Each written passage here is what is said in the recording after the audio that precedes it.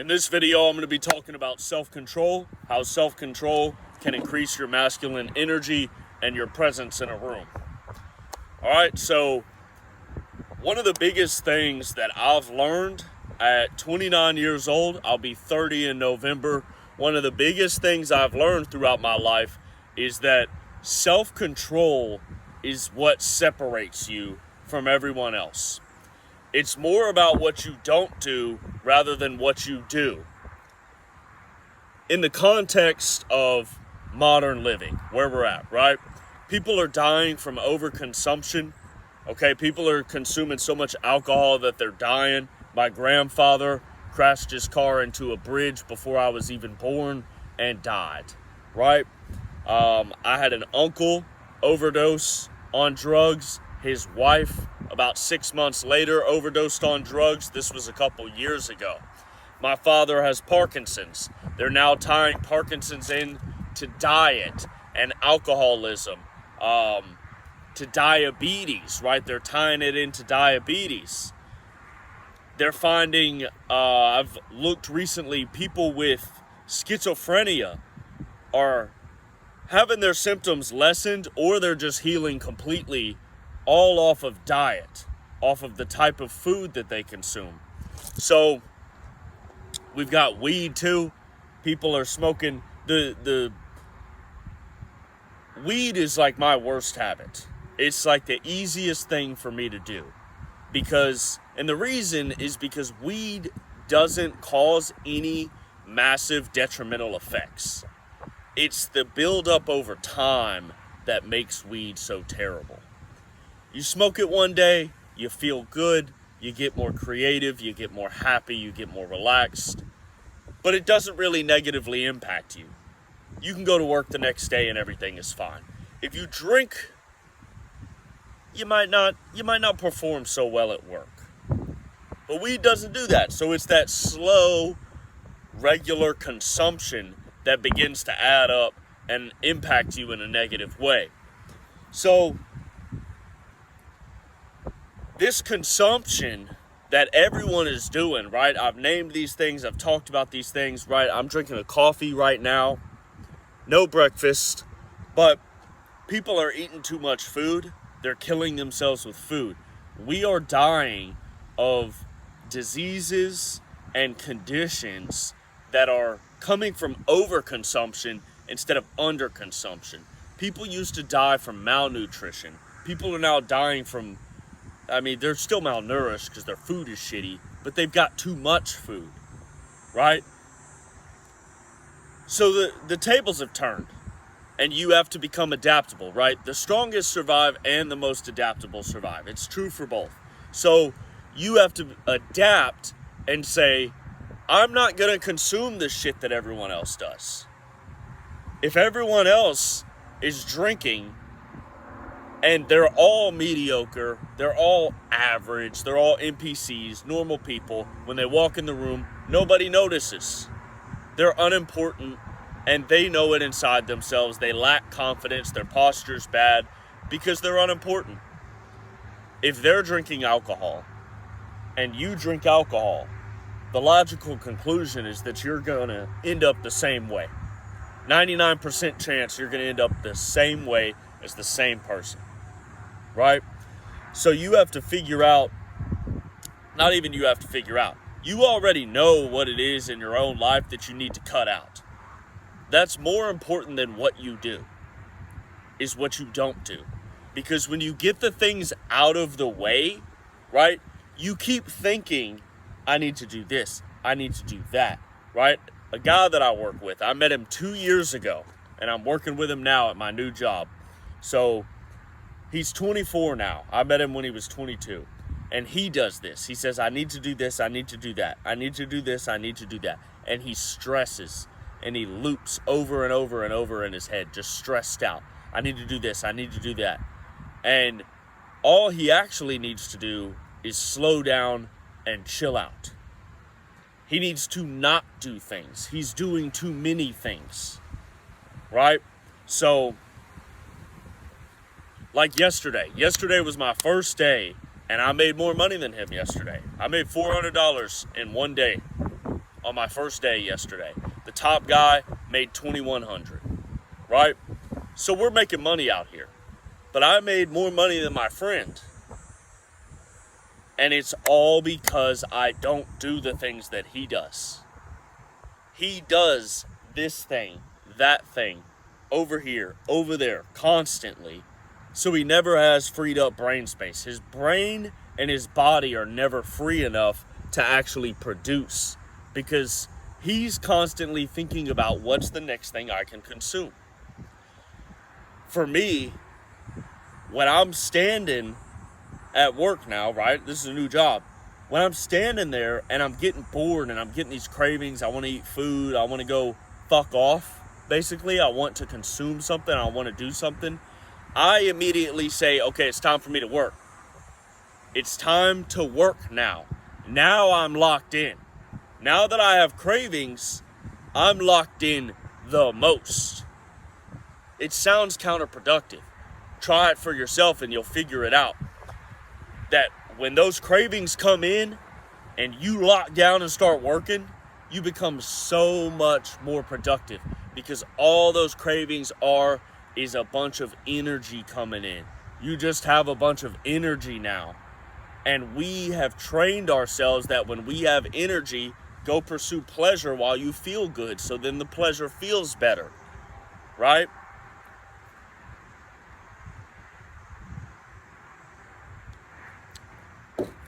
So everybody's running around. I got young people that I work with, 18, 19, 20 years old. They're not as sharp as me. They can't think on their feet. They can't think on their toes as quickly as I can, right? I out-earned people yesterday that know what they're doing.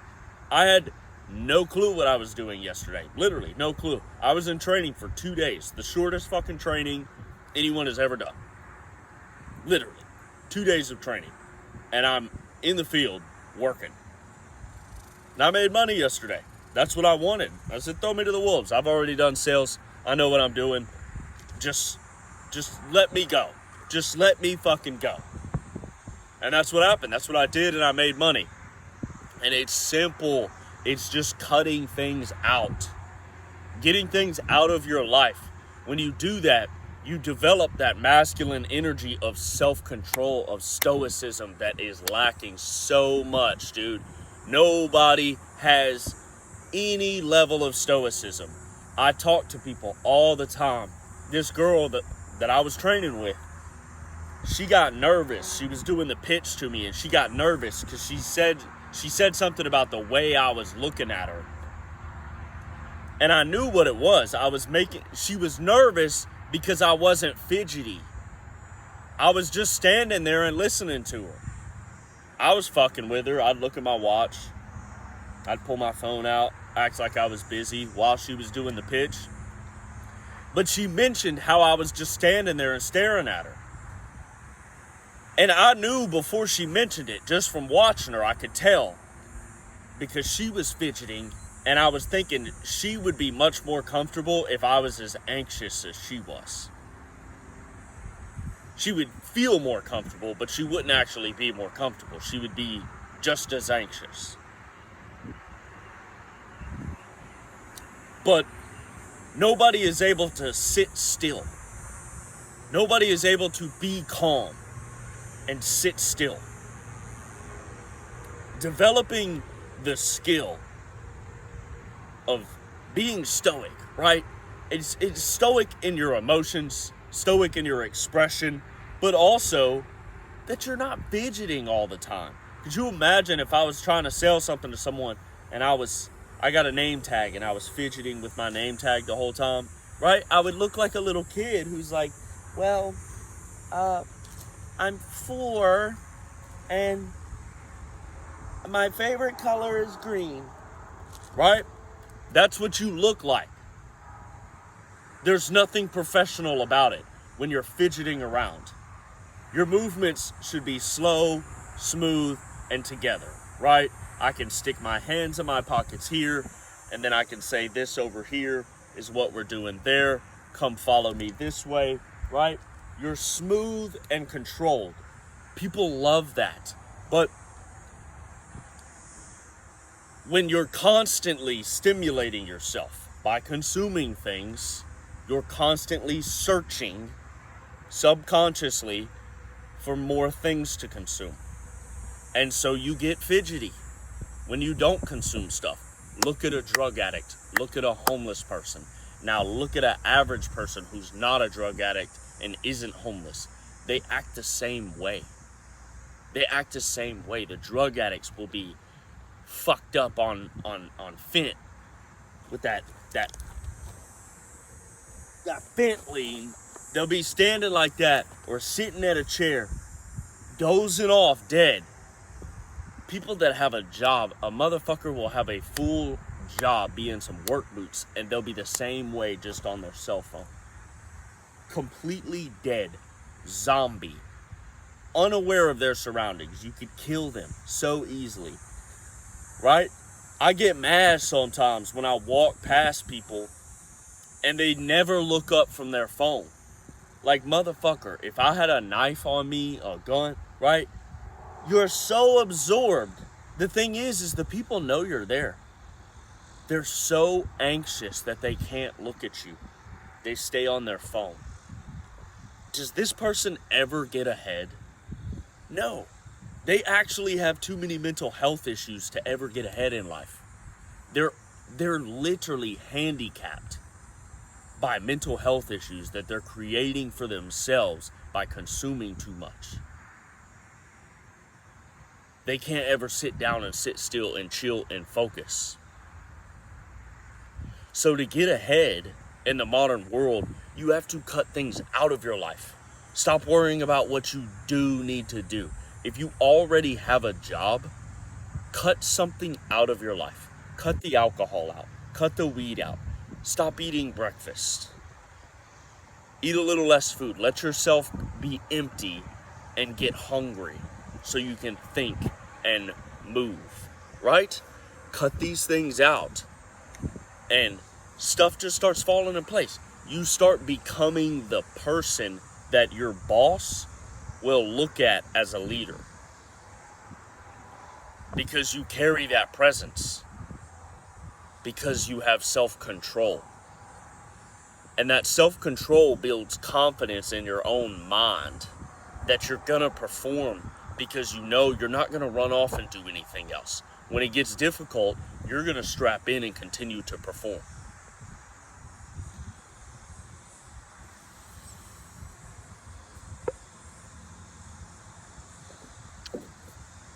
So that confidence that you get from the self-control gives you that energy that people turn around when you walk in the room. People know when you come inside the room, you have that presence of a leader, right? It was the same way when I was selling cars. I used to be in a good mood every single day. Where I worked was a very negative, toxic work environment. And people would be so salty that my ass was in a good mood every day. One time, this guy talked shit about my posture. Talked about how I poke my chest out all the time. Like, you miserable son of a bitch. You know, my God. I would hate to be you. But I was in a good mood every day. And dudes would start asking me, what do you do, man? What is it? Why are you happy every single day? Why do you never, have a bad day? Why are you always on, locked in? And I started telling them, guys, I don't jerk off. I was 25, and I was like, I don't jerk off. That's literally, the whole thing. Like, everyone else in this room, I would tell, these were young guys that would question me, right? We were right around the same age, mid-20s. One guy was a little older in his late 20s and stuff. And I would tell them, look around the room. There's 30 people in this room. Everyone in this room has busted a nut more recently than me. Every single person in this room. What do you think that does to my brain? What do you think the mental edge that I have? That I know that I'm hungry. I know that I'm not satisfied. I got shit that I want. That's why I've given this up. And I don't have the things that I want. That's why I act like this. You guys are satisfying yourselves. You're happy. You're content. You're satisfied. Your whole life is about making sure that you're content and satisfied and happy. That's what the system sells you. The system sells you satisfaction, contentment, evenness, right? You never go anywhere because you're always taken care of. You're never unhappy enough to change. You're not supposed to be unhappy, right? Your friends will start giving you advice that you didn't ask for on how to be in a better mood, right? I got people all the time trying to talk to me about my mood when I'm locked in. When I am locked the fuck in, dude. All the time, people trying to tell me I need to relax. I need to chill out. Yeah, man, you need to take it easy. You are all average. I don't want to be average. No, I can't say that to these people, right? That's mean. They're going to be like, dude, fuck you. So what am I supposed to do? I can't communicate to y'all. I can't communicate to you that we're living mediocre lives and I'm getting out. That's why I stopped doing this shit. I'm done living a mediocre life. I've known forever that this is the way. It's just about not doing things. The world has given us so much to consume that you never get to a place of being dissatisfied. You're not even supposed to get to a place where you're really disgusted with yourself. That's what people think. You should never do that. It's bad for your mental health. What's bad for your mental health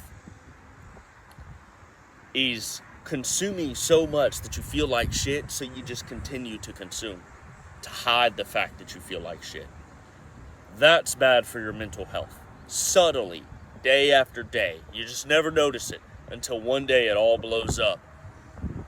And it's too late at that point. This is why people have midlife crises. I'll never have a midlife crisis because I confront everything that I have going on. Everything within myself, I confront that shit.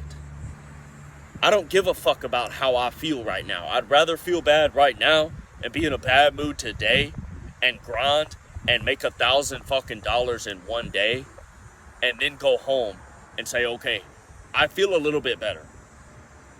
Now I feel a little bit better because I overcame some shit and made some money.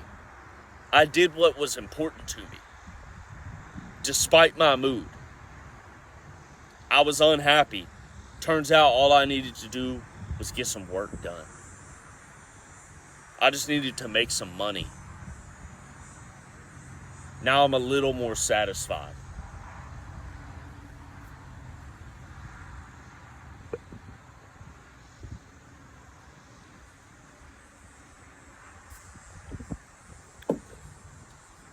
Right? So, dudes are running around completely satiated. Busted a nut last night, busted another one this morning. Had a nice big breakfast. Had a brownie with ice cream on it last night too, right? They're coming into work like that. I'm coming into work hungry. What did I eat yesterday? Yesterday I had 6 eggs, some pistachios, some kale, some mushrooms, garlic, and cherries. That's what I ate yesterday with a coffee. That's all I consumed yesterday. So I'm coming in hungry. I ain't busting no nuts. Who's gonna win? Who is gonna win? Who has more aggression? Who has more drive? Who has more hunger? Who has more reasons to do it? Right? This guy that I'm working with, he's broke. He's broke right now. He's on like zero. Like, he has enough money for gas and food until he gets paid again.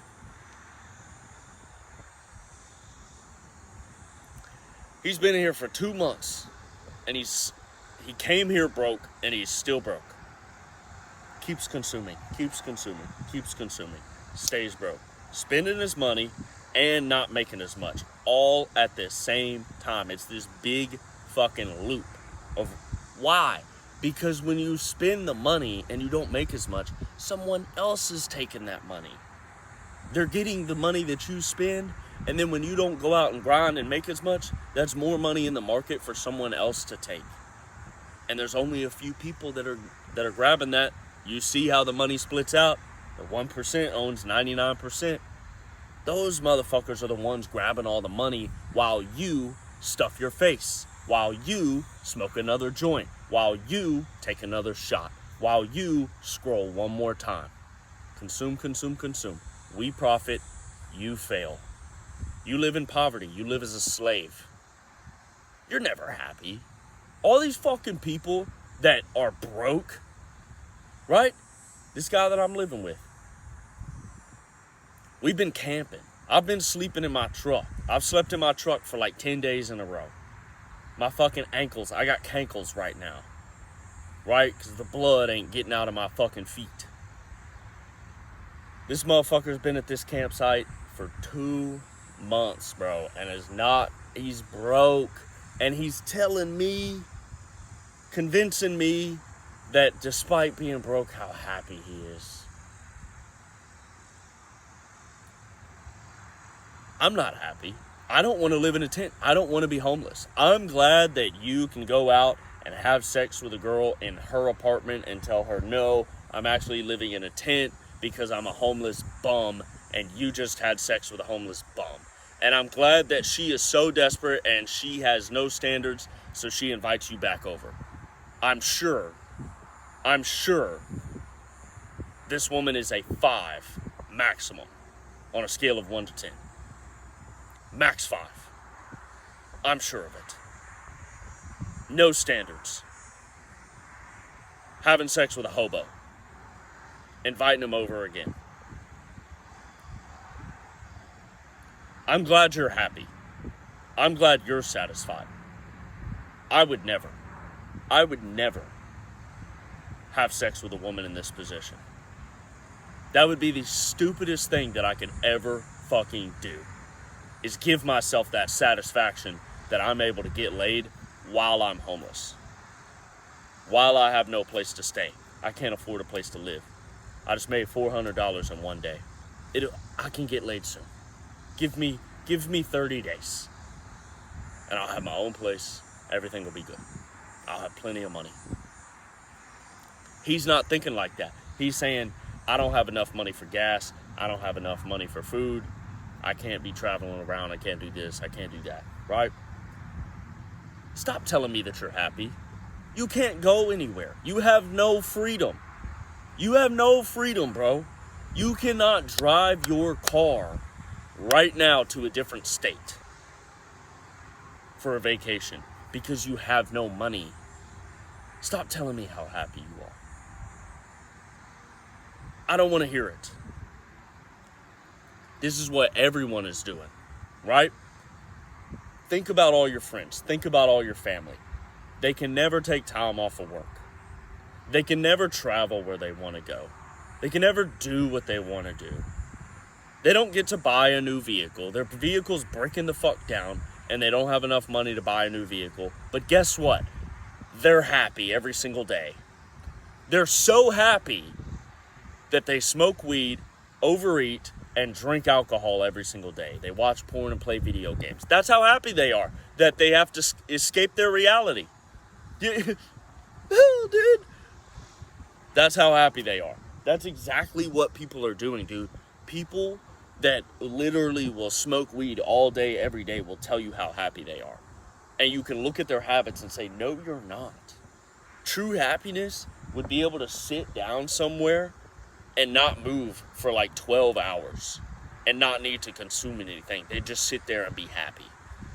That is like a yogi right? You would look at this monk and say, that motherfucker's happy.